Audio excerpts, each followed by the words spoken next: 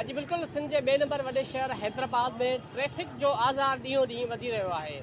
सवनि जे तइदाद में ट्रैफ़िक अहलकार त मौजूदु आहिनि, पर उन बावजूद बि शहर में ट्रैफ़िक जो जेको मसइलो आहे उहो हल न थी सघियो आहे। हैदराबाद शहर जे कासिमाबाद, लतीफ़ाबाद ऐं हुसैनाबाद समेत मुख़्तलिफ़ जेके ॻतियल आबादी वारा इलाइक़ा आहिनि, सदर थी वियो या आटोबान रोड थी वियो या ॿिया जेके इलाइक़ा आहिनि, उते ॾींहुं हुजे या राति ट्रैफ़िक जो आज़ार ख़तमु न थी सघियो आहे। ख़ासि तौर ते जेके स्कूली ॿार आहिनि उहे ट्रैफ़िक जे करे सख़्तु ॾुखियाईनि खे मुंहुं ॾेई रहिया आहिनि।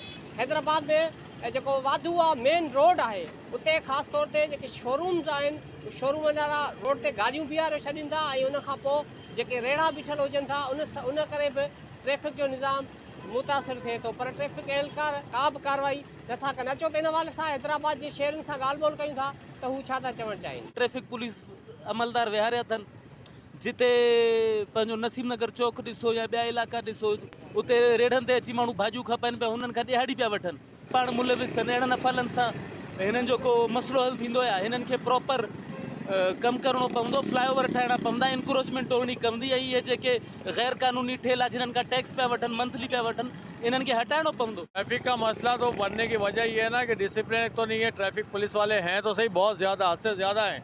एक तो होता है ना कि लिमिटेड, हद से ज़्यादा है, मगर होता क्या है कि वो अपनी खड़े होते हैं कचेरियाँ करने के लिए, ट्रैफिक कहीं भी जाए।